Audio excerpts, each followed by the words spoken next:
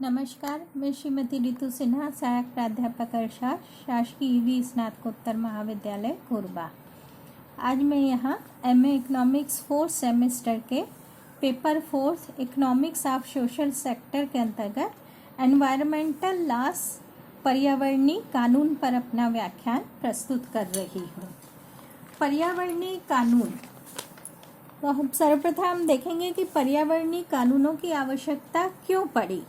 विश्व के समक्ष 3 प्रमुख समस्याएं PPP के नाम से जानी जाती हैं, अर्थात पॉपुलेशन, पॉवर्टी एंड पॉल्यूशन।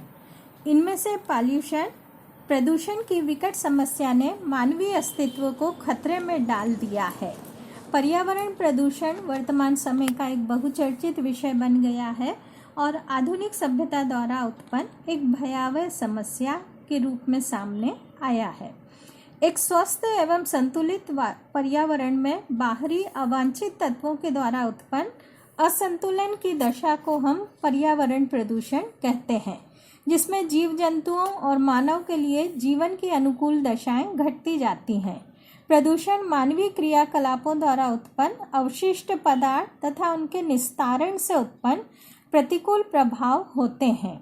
आज विश्व के सभी देश, चाहे वो विकसित देश हो या विकासशील देश हो, पर्यावरण प्रदूषण की समस्या का सामना कर रहे हैं। पर्यावरण असंतुलन एवं प्रदूषण से जहां एक ओर वैश्विक ताप वृद्धि, ओजोन परत क्षरण तथा अम्ल वर्षा जैसी समस्याएं उत्पन्न हुई हैं, वहीं दूसरी ओर सूखा, बाढ़, भूमि की उर्वरा शक्ति का क्षरण, भूस्खलन, भूक्षरण, रेगिस्तानों में वृद्धि तथा जल संकट जैसी विकट परिस्थितियों ने भी जन्म ले लिया है। विकास की अंधी दौड़ में पर्यावरणीय पहलू कहीं पीछे छूट गए हैं। जल, वायु, मृदा प्रदूषण, ध्वनि प्रदूषण तथा वन विनाश के कारण पर्यावरणीय क्षति निरंतर बढ़ती चली जा रही है। इस समस्या के समाधान के लिए अर्थात पर्यावरण के संरक्षण के लिए संविधान में विभिन्न प्रावधानों, अधिनियमों तथा कानूनों का निर्माण कर उनका क्रियान्वयन किया जा रहा है। विगत दशकों में इस हेतु सराहनीय प्रयास किए गए हैं। जल, वायु, वन तथा वन्य जीवन सुरक्षा अधिनियम बनाए गए। संविधान में भी इसके लिए प्रावधान किए गए।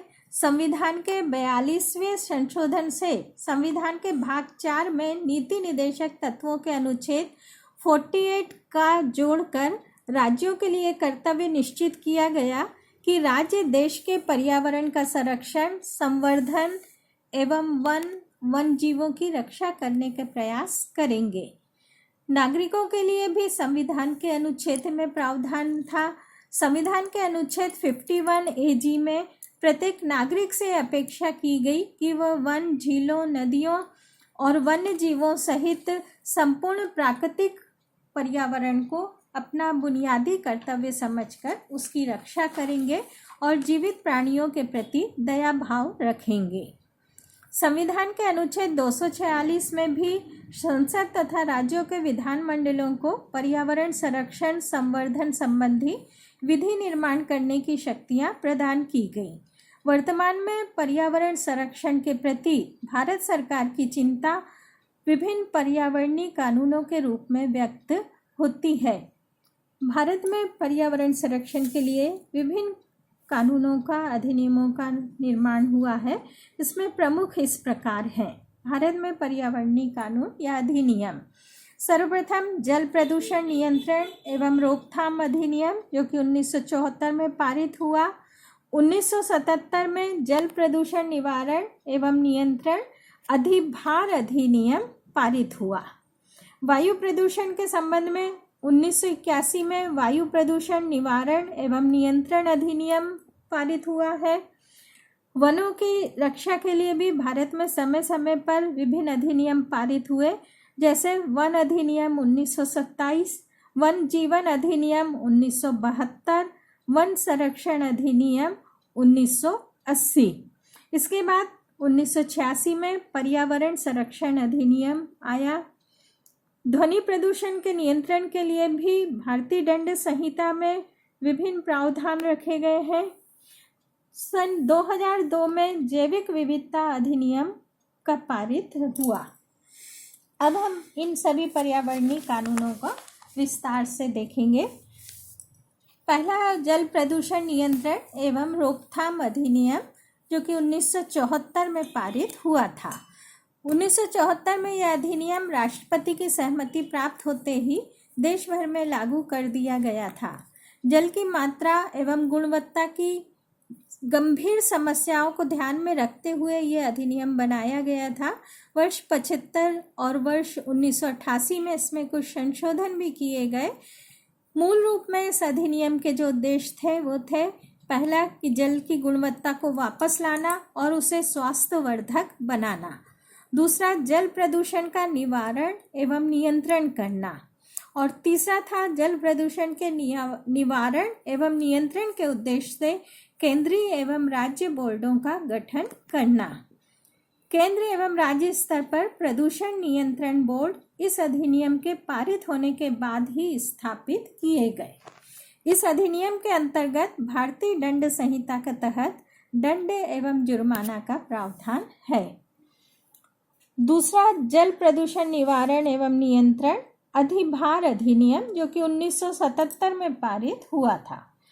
यह अधिनियम विशिष्ट उद्योगों और स्थानीय निकायों द्वारा उपयोग किए जाने वाले पानी पर उपकर और अधिभार लगाने तथा उसे एकत्र करने के उद्देश्य से बनाया गया था। केंद्र एवं राज्य प्रदूषण नियंत्रण बोर्डों के संसाधनों को मजबूती प्रदान करना भी इसका एक उद्देश्य था। प्रदूषण नियंत्रण बोर्डों के संसाधनों को बढ़ाने हेतु इस अधिनियम में मई 2003 में एक संशोधन भी किया गया और तब ये संशोधित रूप में एक अधिनियम पारित हुआ। तीसरा अधिनियम है वायु प्रदूषण निवारण एवं नियंत्रण अधिनियम, जो कि 1981 में पारित हुआ था। वायु प्रदूषण को नियंत्रित करने की दिशा में पारित वायु प्रदूषण निवारण और नियंत्रण अधिनियम एक महत्वपूर्ण कदम है। इस अधिनियम का विस्तार संपूर्ण भारत में है। अधिनियम के अधीन केंद्रीय एवं राज्य मंडलों को अनेक शक्तियां प्रदान की गई हैं। केंद्रीय मंडल वायु की गुणवत्ता में सुधार, वायु प्रदूषण को रोकने, नियंत्रित करने तथा समाप्त करने का पूर्ण प्रयास करेगा। राज्य शासनों को भी वायु प्रदूषण नियंत्रण क्षेत्र घोषित करने तथा इन क्षेत्रों में विशिष्ट ईंधन, विशिष्ट खनिज एवं विशिष्ट दाहक सामग्री के उपयोग को रोकने के हेतु प्राधिकृत किया गया है। केंद्रीय प्रदूषण नियंत्रण बोर्ड ने राज्य प्रदूषण नियंत्रण बोर्ड, प्रदूषण नियंत्रण समितियों तथा अन्य संस्थाओं के सहयोग से देश भर में विभिन्न नगरों और महानगरों में परिवेशी वायु गुणवत्ता निगरानी स्टेशनों की स्थापना की है, जो परिवेशी वायु की गुणवत्ता पर नियमित निगरानी रखते हैं। इस अधिनियम के उल्लंघन पर भी विभिन्न धाराओं के तहत दंड, कारावास तथा जुर्माने का प्रावधान है। न्यूनतम 6 माह से लेकर 7 वर्ष तक के कारावास की अवधि दंड स्वरूप मानी गई है। चौथा अधिनियम वन अधिनियम 1927, जो कि वनों से संबंधित है। वनोपज के नियमन की दृष्टि से वर्ष 1927 में यह अधिनियम निर्मित किया गया था। इसके अंतर्गत वनोपज को वर्गीकृत किया गया, वनों को आरक्षित किया गया। इस अधिनियम के अंतर्गत शासन किसी भी भूमि को वन घोषित करके वहाँ के वनों के संरक्षण की व्यवस्था कर सकती है। यह अधिनियम किसी क्षेत्र को सुरक्षित वन, संरक्षित वन या ग्राम वन में वर्गीकृत करता है। जंगल अपराध को भी परिभाषित करता है। समय समय पर इस अधिनियम में भी संशोधन होते रहे हैं। वन अधिनियम 1927 के बाद 1972 में वन्य जीवन अधिनियम का निर्माण हुआ था। इस अधिनियम में वन्य जीवन संरक्षण तथा विलुप्त होती जा रही कई प्रजातियों के संरक्षण के लिए दिशा निर्देश दिए गए थे।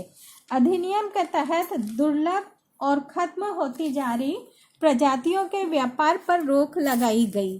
वन्य प्राणी संरक्षण अधिनियम 1972 तथा अन्य कानूनों की समीक्षा के लिए अंतर्राज्यीय समितियां भी गठित की गई थीं। वन प्राणी का शिकार, वन जीवों को नुकसान पहुंचाना, वनों में आग लगाना, वन्य प्राणियों का परिवहन, ये सभी अवैध माने गए। अधिनियम के किसी प्रावधान, उसके अंतर्गत बने नियम या आदेश का उल्लंघन करने पर व्यक्ति को अपराध का दोषी माना जाएगा। दंडित होने पर कैद अवधि 3 वर्ष तक या अर्थदंड या दोनों का भागी होगा। वर्ष 2002 में वन्य प्राणी संरक्षण अधिनियम 1972 में इसमें संशोधन कर इसके प्रावधानों के उल्लंघन पर और सख्त दंड का प्रावधान किया गया है। अगला है वन संरक्षण अधिनियम 1980। वन भूमि का अंधाधुंध अनाचरण और उपयोग को रोकने हेतु सन 1980 में वन संरक्षण अधिनियम का निर्माण किया गया था। इस अधिनियम के द्वारा किसी आरक्षित वन को अनारक्षित घोषित करने या वन भूमि को गैर वन प्रयोजन हेतु उपयोग में लेने के लिए केंद्र सरकार की पूर्व अनुमति लेना आवश्यक कर दिया गया। 1988 में इस अधिनियम में संशोधन किए गए। 1988 में देश की वन नीति भी घोषित की गई। वनों का संरक्षण, सुरक्षा एवं विकास इसके प्रमुख उद्देश्य थे। सामाजिक वानिकी कार्यक्रम एवं तेजी से वनारोपण द्वारा वनों के क्षेत्र के विस्तार पर जोर दिया गया था। 7 फरवरी 2003 को वन पर्यावरण मंत्रालय ने राष्ट्रीय वन आयोग का गठन किया। राष्ट्रीय वन कार्यक्रम भी तैयार किए गए, जिसके माध्यम से वनों की कटाई रोकना तथा देश के 1/3 भाग को वृक्षों वनों से आच्छादित करने का लक्ष्य निर्धारित किया गया। मंत्रालय में वन संरक्षण नियमन 2003 को अधिसूचित कर 1981 में पारित वन अधिनियम को संशोधित कर दिया गया। संयुक्त वन प्रबंधन की अवधारणा प्रारंभ हुई। वनों की रक्षा करने और उनके विकास के लिए ग्रामीण समुदायों की सहायता लेने हेतु मंत्रालय ने दिशा निर्देश जारी किए थे। वन संरक्षण अधिनियम 1980 के पश्चात 1986 में पर्यावरण संरक्षण अधिनियम पारित हुआ। सन 1972 में संयुक्त राष्ट्र के मानव पर्यावरण सम्मेलन में, जिसमें कि भारत भी सम्मिलित हुआ था, इस सम्मेलन में जो घोषणा की गई थी उस घोषणा को कार्यान्वित करने, पर्यावरण संरक्षण सुधार करने तथा उससे संबंधित विषयों का उपबंध करने के लिए यह अधिनियम पारित किया गया। इस अधिनियम का उद्देश्य संपूर्ण पर्यावरण का सुधार तथा संरक्षण के द्वारा मानव, अन्य जीवित प्राणियों, पौधों तथा प्राकृतिक संपदा को होने वाले संकट के निवारण से है तथा जो पर्यावरण को क्षति पहुंचाते हैं उन्हें दंडित करना है। इस अधिनियम द्वारा पर्यावरण में प्रदूषकों को छोड़े जाने का भी विनियमन किया गया था। पर्यावरण संरक्षण के संबंध में एक और जो प्रावधान रखे गए हैं भारतीय दंड संहिता या भारतीय संविधान के अंतर्गत, वो है ध्वनि प्रदूषण नियंत्रण प्रावधान। भारत में ध्वनि प्रदूषण नियंत्रण से संबंधित प्रावधान विभिन्न संहिता एवं अधिनियमों के अंतर्गत किए गए हैं। उदाहरण के लिए भारतीय दंड संहिता की धारा 268, 290 और 291 में ध्वनि उत्पात से जनता को क्षति, उनके स्वास्थ्य को खतरा तथा उन्हें परेशानी पहुंचने से संबंधित है। दंड प्रक्रिया संहिता धारा 133 इस ध्वनि उत्पात को वैध ठहराने वाला कोई भी बहाना स्वीकार्य नहीं है, दंडनीय अपराध की श्रेणी में माना जाएगा। इसी प्रकार फैक्ट्री अधिनियम 1948 की धारा 89 और 90 जो है वो ध्वनि प्रदूषण से श्रमिकों को हुए नुकसान की जांच में लापरवाही को दंडनीय अपराध मानती है। वायु प्रदूषण अधिनियम 1981 में भी ध्वनि प्रदूषण को वायु प्रदूषकों की श्रेणी में शामिल करते हुए दंडनीय अपराध माना गया है। वाहन अधिनियम 1988 में गाड़ी के हॉर्न एवं साइलेंसर का सही हालत में न होना तथा BIS के मानकों में अधिक ध्वनि करना, ये सब भी अपराध की श्रेणी में आएगा। ध्वनि प्रदूषण को अपराध की श्रेणी में रखते हुए नागरिकों को मुकदमा दायर करने का अधिकार दिया गया है। तो इस तरह से हम देखते हैं कि हमारे देश में ध्वनि प्रदूषण नियंत्रण के लिए भी विभिन्न प्रावधान बनाए गए हैं। अंत में अधिनियम, एक और अधिनियम जो है जैविक विविधता अधिनियम, जो कि वर्ष 2002 में पारित हुआ है। क्या है यह अधिनियम? इस कानून का प्रमुख उद्देश्य भारत की प्रचुर जैव विविधता का संरक्षण तथा विदेशी व्यक्तियों और संगठनों द्वारा हमारी जानकारी के बिना अनुमति के प्रयोग को रोकना है। जैविक संपदा की लूट को रोकने के लिए इस अधिनियम को बनाया गया था। जैविक विविधता के आकलन, संरक्षण एवं संपोषित प्रयोग के लिए कानून का निर्माण किया गया है। स्पष्ट है कि समय समय पर विशिष्ट पर्यावरणीय समस्याओं के समाधान के लिए भारतवर्ष में विभिन्न पर्यावरणीय कानूनों का विकास हुआ है। भारत में सन 1980 में पर्यावरण विभाग की स्थापना हुई थी। 1985 में इसे ही पर्यावरण एवं वन मंत्रालय का नाम दे दिया गया।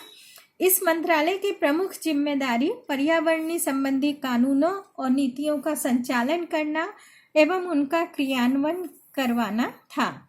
परंतु केवल कानून से ही ये कार्य पूर्ण नहीं हो सकता। इसके साथ यह भी आवश्यक है कि देश का प्रत्येक नागरिक भी अपने समाज एवं अपने वातावरण के प्रति अपनी जिम्मेदारी का निर्वहन करे। विकास में हम अपनी भागीदारी अवश्य निभाएं, परंतु पर्यावरणीय संरक्षण हेतु भी अपना सहयोग दें। तभी विकास और पर्यावरण एक दूसरे के विरोधी ना होकर साथ साथ चलेंगे और हम अपने पर्यावरण की रक्षा कर सकेंगे। धन्यवाद।